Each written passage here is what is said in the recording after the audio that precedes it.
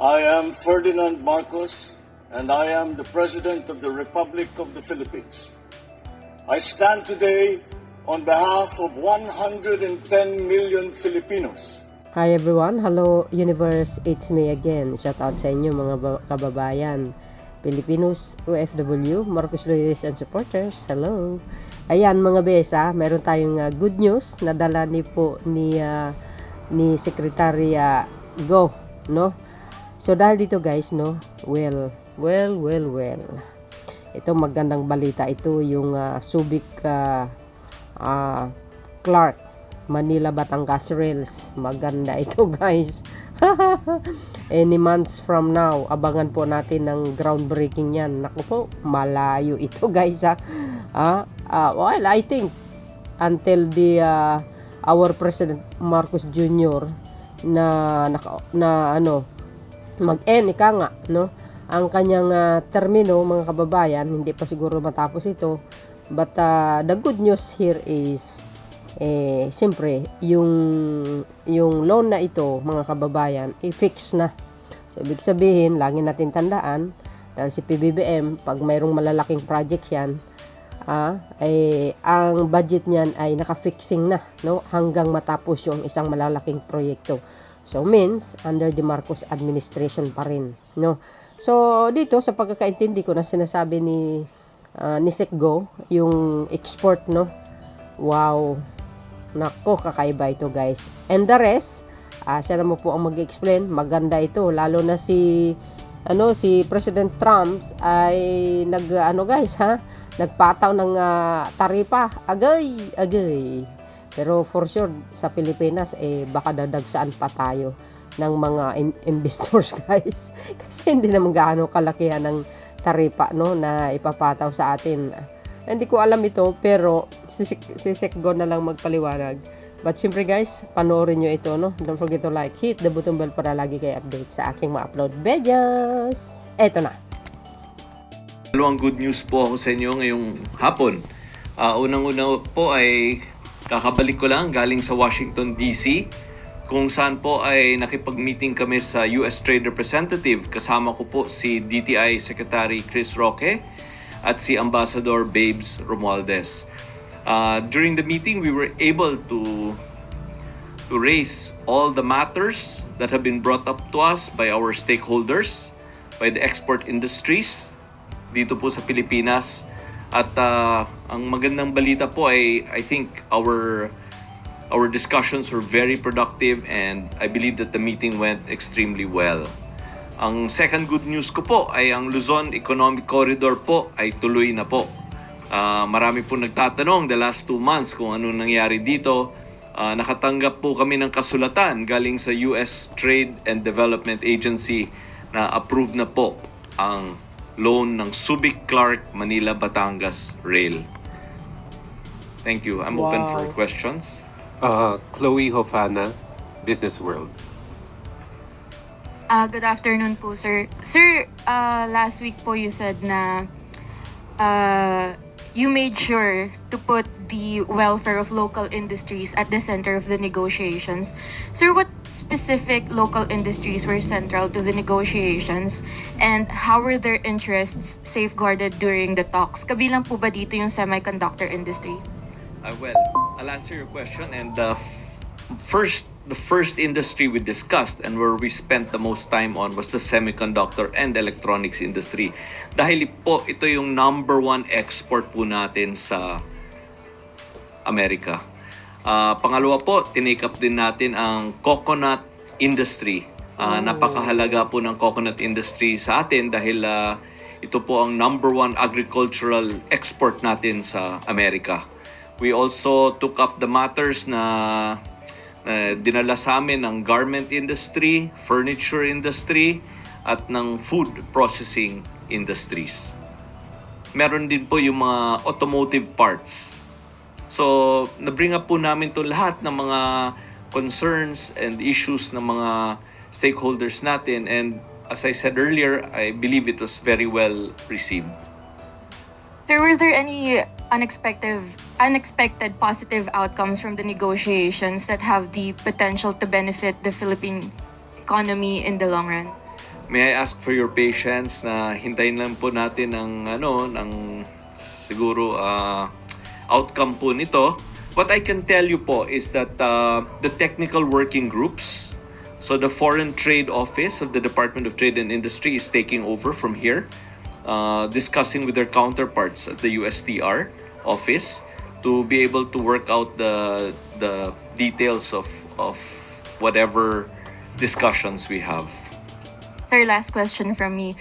Sir, what strategies did the Philippine delegation employ to ensure that the welfare of the local industries remained at the forefront of the negotiations? Can I just say that the Philippine team went there very well prepared. We met with all the stakeholders of the various industries before we went. We discussed also with a lot of our other cabinet members po para pagpunta po namin ay napaka-kompleto po ng aming discussions at walang naiwan. Sorry, sir, last na. Meron pa po ba tayong next na meeting with the USTR? The technical working groups now will be the one to meet.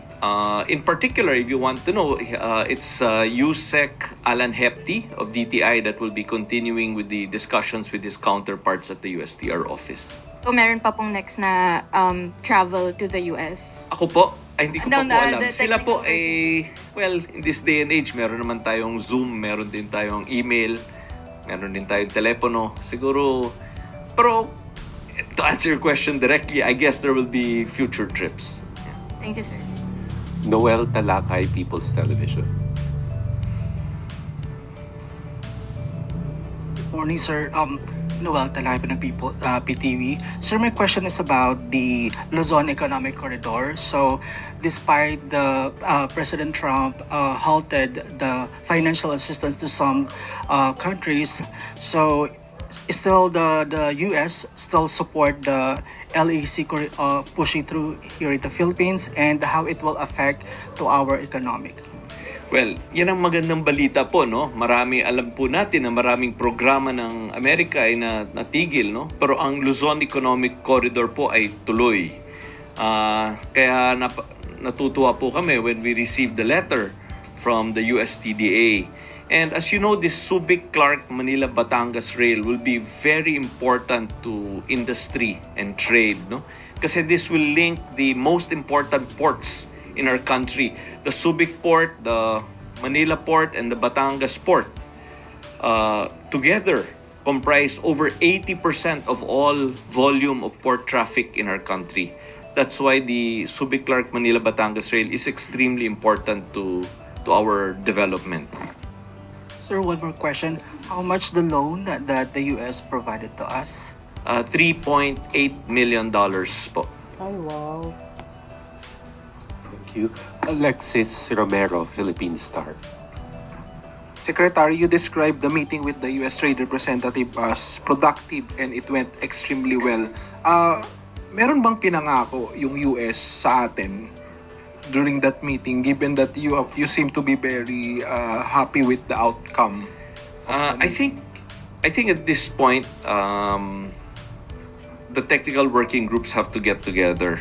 But if I may also share po that all these trade negotiations are covered by a confidentiality agreement. So pagpasensyahan niyo po kung wala po masyadong detalyeng maibigay. Pero given that na naging positive yung inyong naging review sa naging meeting, what concrete achievements or accomplishments were attained during those negotiations? Kasama na po yun sa confidentiality agreement. Okay. Sige po. Salamat po. Thank you. Maricel Halili, News 5.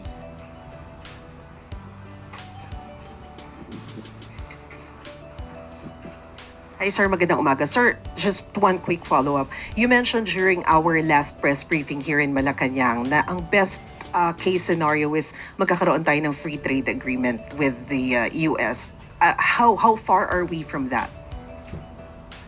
I think we have to let the process take its place. No, we have to let the technical working groups work on a framework for discussions.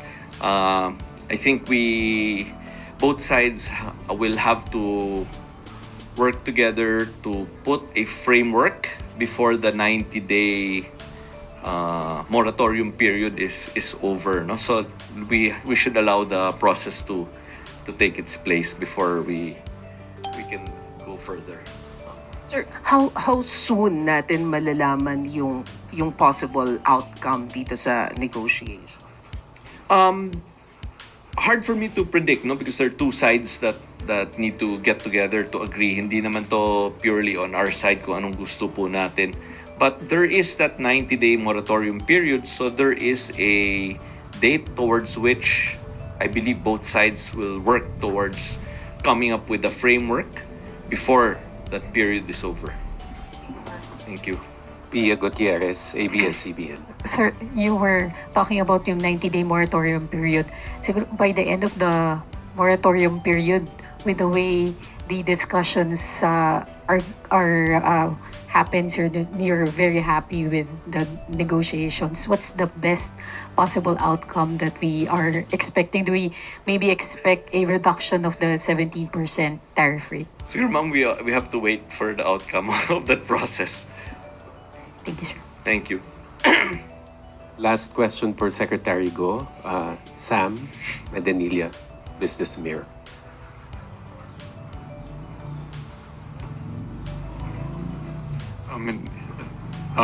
Sir, na-mention po kanina ni Ma'am Pia yung regarding dun sa 17% na kung bababa yung after nung 90-day moratorium, kung bababa yung 17%. So far, wala pa pong naging commitment yung US trade regarding dun sa pagbaba ng 17%. I think, well, if I may just expound a little bit. If you look, many countries have already visited America. No? Nakapunta na dun si Japan, si Korea, si Indonesia, si Malaysia, si Vietnam, etc. etc. At kung susundan nyo pong news, wala pa naman pong kahit sino sa kanila na may conclusion on anything. So with that framework po, as you're very well aware, the meeting I had with the USTR last Friday was our first meeting. So I think it would be reasonable to expect that hindi naman siguro mako-conclude ang negotiations in one meeting. So talagang let's allow the process to take place. Sir, ano na lang po yung nagiging coordination natin with the ASEAN? Kasi di ba meron rin pong parang plano yung ASEAN to have a consolidated negotiation with US. I'm not sure it's a consolidated negotiation, but I think the discussions among the ASEAN members continue. Thank you po. Thank you. Thank you very much. Thank you. Secretary. Thank you very much.